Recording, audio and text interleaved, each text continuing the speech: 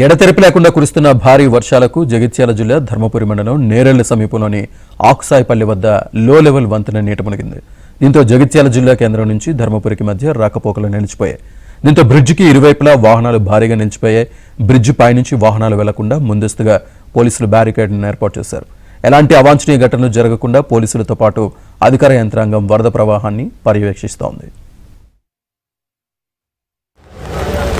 అదే వెహికల్స్ ఏమైనా ఉంటే అందరినీ అటు వెళ్ళిపోమని అతకెళ్ళి తిరిగిపోమని చెప్పి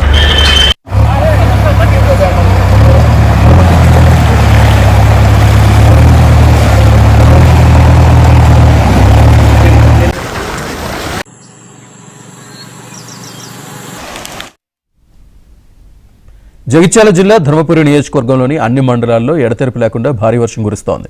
దీంతో వాగులు డ్రైనేజీలు పొంగిపొర్లుతున్నాయి. ధర్మపురిలోని కాసిటివాడలో వర్షానికి పాత ఇంటి గోడ కూలిపోయింది.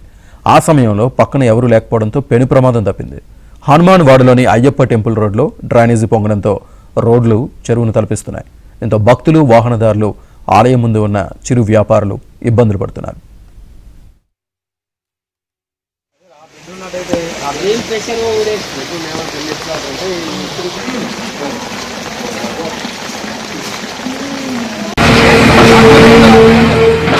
మొత్తం దీంట్లో పడ్డాడు. దీంట్లో పాపం లైన్ మీద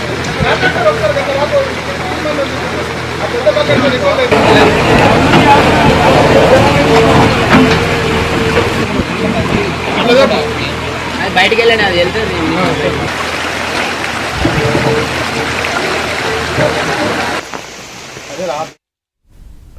మంజీరా నది ఉధృతితో ఏడుపాయల వనదుర్గ ఆలయంలోకి వరద నీరు చేరింది. ఆలయ పరిసరాల్లో మంజీరా పరవళ్లు తొక్కుతూ ఉండడంతో భక్తులు దర్శనానికి వెళ్లకుండా బ్యారికేడ్లు ఏర్పాటు చేశారు.